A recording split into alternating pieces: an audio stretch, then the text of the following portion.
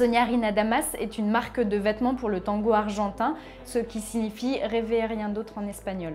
Les vêtements sont conçus à partir de textiles recyclés, donc en fait je vais les chercher dans des entreprises de la région Auvergne-Rhône-Alpes. C'est des matières premières en fait secondaires, donc c'est des matières premières considérées comme déchets par les entreprises. Et après, je vais dans mon atelier et donc j'utilise mes 2 machines. Et l'idée, c'est de concevoir des produits uniques, des vêtements uniques, parce que souvent, j'ai pas beaucoup de tissu. Donc l'idée, c'est de faire par exemple une robe avec le tissu que j'ai et en général, je peux pas faire plus. Alors l'idée est venue en Argentine parce que je suis partie en Argentine pour danser le tango argentin et là-bas j'y ai vu que les marques de vêtements se ressemblaient beaucoup, que ce soit en termes de prix, en termes de motifs, en termes de couleurs et du coup je me suis dit qu'il y avait quelque chose à faire avec l'upcycling. Donc l'idée c'était vraiment de me démarquer en faisant ça.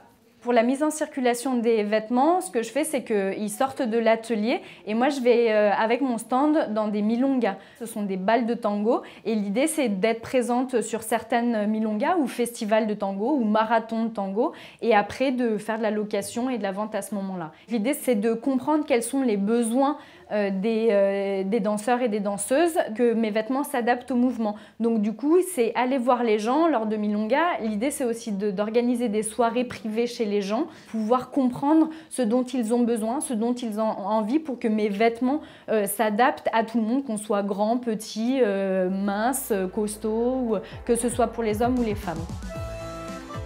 La location parce que le vêtement de tango est cher, parce que ce sont des vêtements artisanaux, faits main, et que ça demande beaucoup de temps. Et donc du coup, pour permettre à tout un chacun de porter des vêtements de tango, comme le nom l'indique, c'est Soñar y nada más, donc rêver et rien d'autre. Donc du coup, l'idée c'est d'offrir une part de rêve aux gens et que les gens puissent, pour une soirée, porter des beaux vêtements, porter de belles chaussures et de ne pas remplir son armoire avec des vêtements qui servent peu de fois, parce que quand on achète un vêtement de tango, en général, on le met 2 fois, voire une fois. Donc l'idée, c'est de ne pas encombrer sa penderie pour rien et de pouvoir faire en sorte de renouveler fréquemment ses vêtements de tango.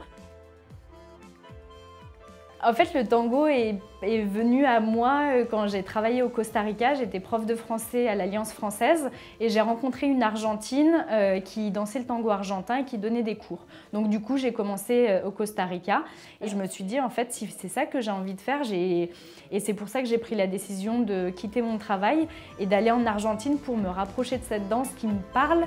Elle m'apporte un équilibre et elle m'apprend à être en équilibre avec les événements de la vie.